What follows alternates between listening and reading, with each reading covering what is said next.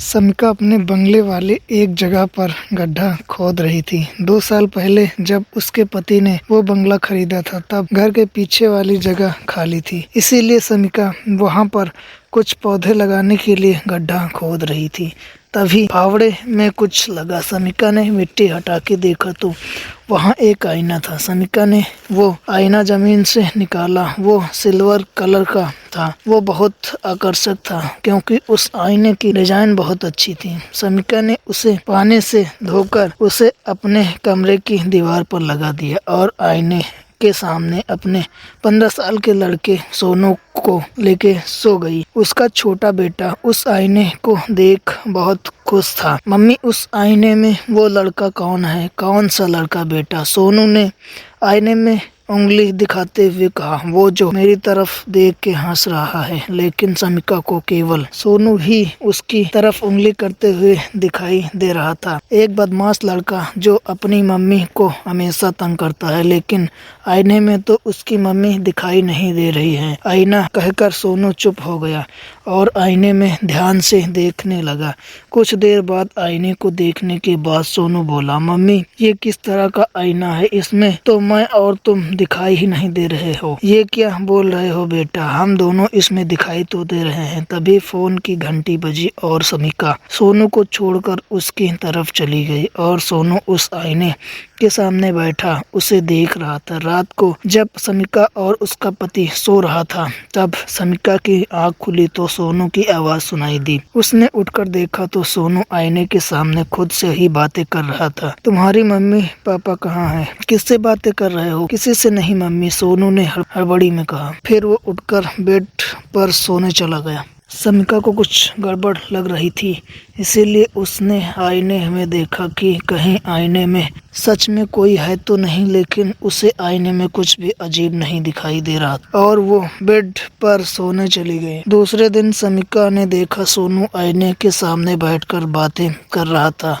उसे लगा सोनू बाकी बच्चों की तरह अपने आप से बातें कर रहा है, इसलिए उसने इसको नजरअंदाज कर दिया। रात को जब समिका किचन में खाना बना रही थी तभी उसे सोनू की चीख सुनाई दी। समिका घबराते हुए कमरे में गई। तभी सोनू से लिपट गया और रोने लगा। क्या हुआ बेटा? तुम क्यों चीखे और तुम क्यों रो रहे हो? मम्मी, आईने के अंदर जो लड़का है उसने मुझे आईने के अंदर खींचने की कोशिश की। उसके हाथ आईने के अंदर से आए और उसके दोनों हाथों ने मेरा गला पकड़ लिया, लेकिन मैंने जैसे तैसे अपना गला छुड़ा लिया। ये सुनकर समिका काफी डर गई और आईने के पास गई और उसने आईने को सभी तरफ से देखा। उसने अपना हाथ आईने के अंदर डालने की कोशिश की, लेकिन वैसा कुछ भी नहीं हुआ। लेकिन वो डरी हुई थी, इसीलिए उसने आईना उठाया और उसे डस्टबिन में फेंक दिया। देर रात में जब उसका पति घर आया तो उसने उसे सभी घटना बता दी, लेकिन उसका पति कह रहा था कि सोनू का कोई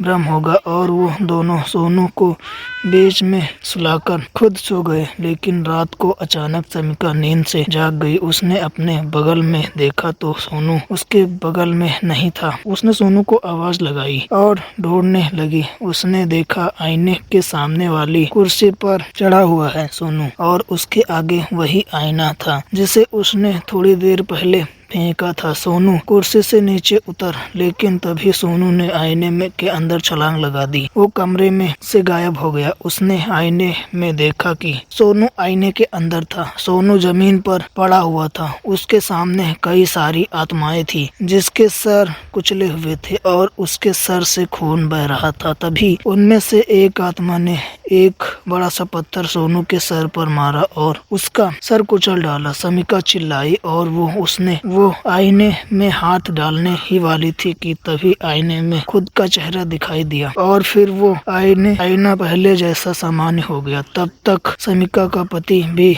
जाग गया था और उसने भी उस आईने में जो कुछ भी हुआ था उसने देखा था। उन दोनों ने उस आईने को बहुत बार हिला के देखा, लेकिन कुछ फायदा नहीं हुआ। सोनू उस आईने से जा चुका था। उसके पति को एक तांत्रिक औरत की याद आई जिसने उसके एक दोस्त को एक आत्मा से छुटकारा दिलाया था। उसने अपने दोस्त से उसको घर पर बुलवाया। उसका नाम विचित्रा था। वो एक काली साड़ी में थी। जैसे ही उसने आईने को हाथ लगाया वो चौंक गया। कुछ देर में समीका ने अपनी आंखें खोली और उसने बोलना शुरू कर दिया, तुमने इस आईने को घर में लाकर बहुत बड़ी गलती कर दी, क्योंकि इस आईने में बुरी आत्माएं कैद हैं। जो लोग कम उम्र में मर जाते हैं उनमें से कुछ की आत्माएं स्वर्ग नहीं जाती और पृथ्वी पर ही रह जाती हैं। किसी तांत्रिक ने ऐसी ही आत्माओं को इस आईने में कैद करके रखी थी और फिर इसे जमीन में गाड़ दिया था। 5 साल बाद ऐसे आईने को जलाकर नष्ट किया जाता है और उन आत्माओं को मुक्त कराया जाता है। लेकिन शायद वो तांत्रिक इस दुनिया में नहीं रहा, इसीलिए ये आईना इस धरती पर पड़ा रहा। लेकिन समीका ने इसे बाहर निकाला और आईने में बंद आत्माओं ने तुम्हारे बेटे को आईने में बुला लिया। लेकिन मेरा बेटा तो ठीक है ना? क्या आप उसे बचा सकती हैं? नहीं,